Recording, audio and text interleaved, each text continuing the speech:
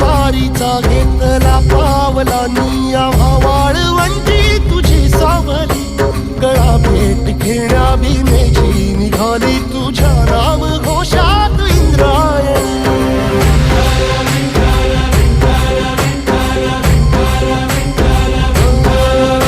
भिडे आसमंती ध्वजा वैष्णवांची उभी पंढरी आज नादावली तुझे नाव ओठी तुझे रूप ध्यानी जीवाला तुझी आस लागली